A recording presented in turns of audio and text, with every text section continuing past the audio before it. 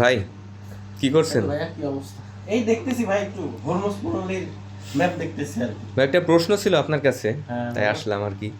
বলো। হচ্ছে কিছু মাস আগে যে ওই যে ইসরায়েল ফিলিস্তিনে আক্রমণ করলো, হুম, এই কারণে বাংলাদেশের বিভিন্ন মানে তৌহিদি জনতারা বিভিন্ন প্রোডাক্ট বয়কট করলো। হুম, তো বর্তমানে যে আমেরিকার সাথে হুম, ইরানের যুদ্ধ চলছে, হুম। তো এই বিষয়ে আপনি কি বলছেন?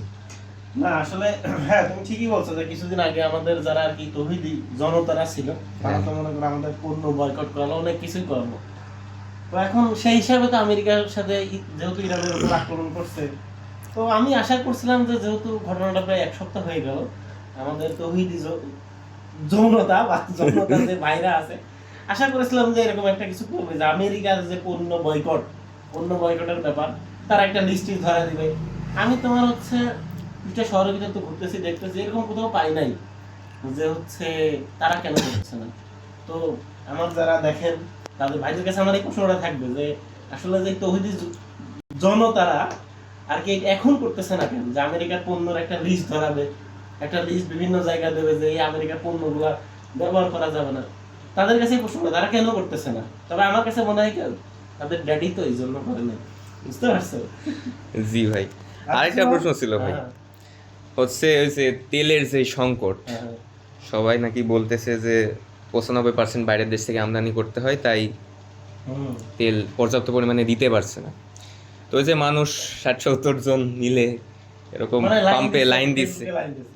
তো এই আসলে বিষয়ে সবচেয়ে বড় কথা বলি, কথা হচ্ছে রোহান, আমরা তো আসলে তেল তো আমাদের উৎপাদন হয় না, আমাদের দেশে উৎপাদন হয় না না। না আমাদের বলা চলে তোমার 100% হচ্ছে বাইরে থেকে আমদানি করতে হয়, তো আমরা আমদানি করতে হয়। কিন্তু এখন আমার প্রশ্নটা হচ্ছে যে আমাদের দেশের সর্বোচ্চ তোমার থাকেই কয়দিন, তুমি যদি বাংলাদেশের যে যে রিজার্ভ ব্যবস্থা তুমি যদি এটা সর্বোচ্চ রাখো, সেটা 2 মাস, মানে 2 মাসের বেশি তুমি রিজার্ভ রাখতে পারবে না। তো আমাদের মনে করো দীর্ঘদিন যাবত একটা অর্থনৈতিক খারাপ অবস্থা চলতেছে, তার কারণে হয়তো মেবি 15-20 দিনের একটা রিজার্ভ আছে।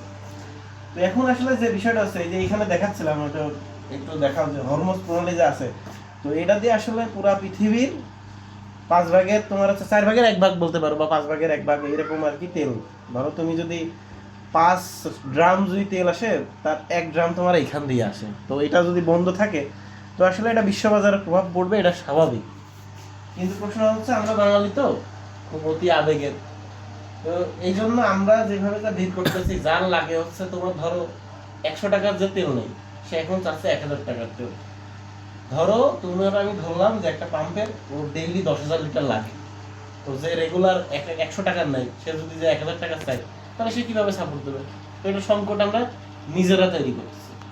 তো ওই জন্য আমার মনে হয় বাংলাদেশের সচেতন নাগরিক হিসাবে, যে আমাদের অর্থনৈতিক অবস্থা খারাপ থাকা সত্ত্বেও যতটুকুই আছে সেটা আমরা যদি প্রপার ইউটিলাইজ করে আমরা নিজেরা কৃত্রিম সংকট না তৈরি করি, তাহলে খুব বেশি সমস্যা হওয়ার কথা না আমাদের যতটুকু আছে।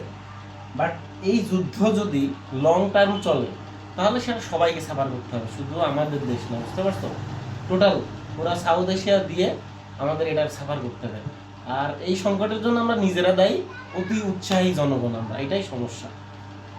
এই হচ্ছে অবস্থা, বুঝতে পারছো না? ঠিক আছে ভাই, বুঝতে পারছি। ঠিক আছে, ধন্যবাদ ভাই। ধন্যবাদ তোমাকে।